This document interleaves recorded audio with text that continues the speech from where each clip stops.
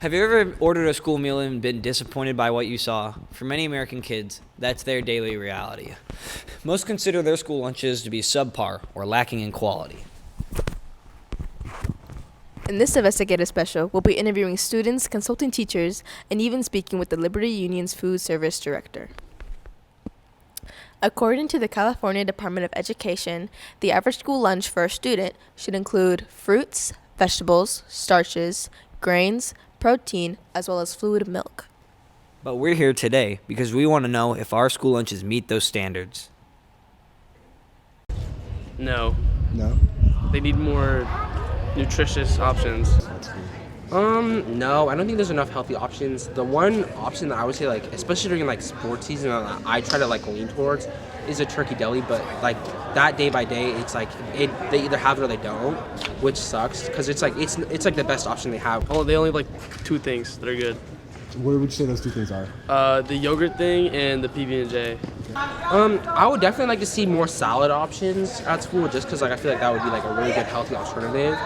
And maybe like less processed foods, like the spicy chicken sandwiches. Maybe like more options that are like better for like, instead of like messing up your stomach, more like just like filling it instead of like having to worry about like heartburn or like upsetting your stomach.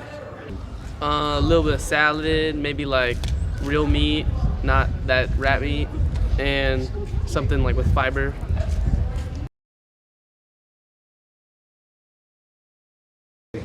It's very bad. Not very nutritious. It's gross looking. The only good thing they have is the PB&J. That's healthy. I'm Destiny. I think the school lunches are pretty gross. The chicken sandwiches are soggy and cold somehow. It just looks nasty. The bean burritos look gross. What else do they have? The Uncrustables are frozen when they give them to you. Yeah, it just looks unappetizing and like nasty. I don't know. You're welcome. I would say the school lunches aren't great, but they aren't horrible. But it's like it varies by day. Like, the lines are bad, so it's like as like the lines progress, the food gets worse. So I would say like the food is better the older you are. So it's not horrible, but it's not great. I'm Andrea Luna. I'm here today with, I'm Rosie Ayers, Food Yeah. Service Director. and right now I'm about to ask her some questions. When did you start your role as the district food service director? I started actually 10 years ago, so yeah, it's pretty crazy. That's cool. What changes have been made to school meals over the years and why? Here at Liberty Union High School District, a lot of changes have been made. We used to receive a lot of packaged goods. When I first started, we didn't even make any home-cooked meals. They're called scratch-cooked meals. We were not in compliance. As you know, everybody has to get fruit with their lunch, so we had to procure that. And then obviously the most recent change was universal meals, which is free meals for all the kids. Yeah. Are there any major differences in the food served between the districts in different schools? If so, why?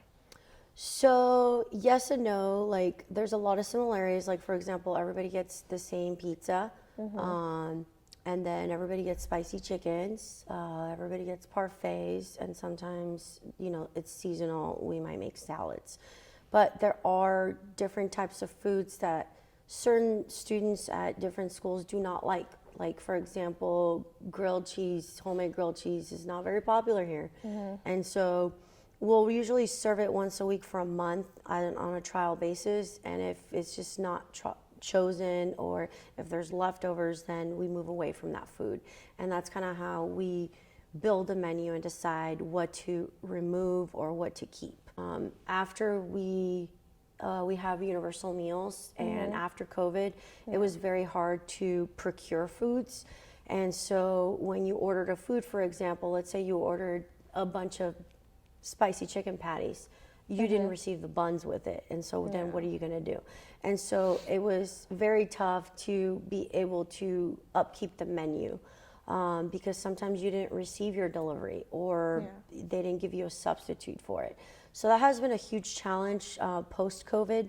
It's still a challenge. Obviously, it has minimized the last couple years and it's calmed down a little bit. Is there anything else you'd like to say about our school lunches or about your job? Anything? I think the only thing I would say is that students can actually submit recipes to us. So if you have, for example, a recipe that you really like, you can email it to me, and then I will make the changes and see if we can procure the foods for it and adjust it so that it fits the meal pattern. So that way you guys participate. We are also going to do more food tastings. So we just did one at Liberty. We hope to do one here also, so you guys can let us know what you like, what you don't like, and then maybe implement that into the menu. Cool. I didn't know we were allowed to do that. Yeah. Oh, well, thank you for coming here today. No worries. You gave us Thank a lot of you. good information. No worries. Yeah. My pleasure. Thanks. From our extensive research, we have found that our lunches do not entirely meet state meal requirements, nor the standards of our students. If you'd like to suggest a change, send in recipes to our foods supervisor's email. If you like an item on the menu, encourage your friends to try it so our staff will bring it back. Speak out if you do or do not like a meal. Our lunch ladies do listen and report back to the district. Remember, you have the power to make a difference. Change the world, Falcons.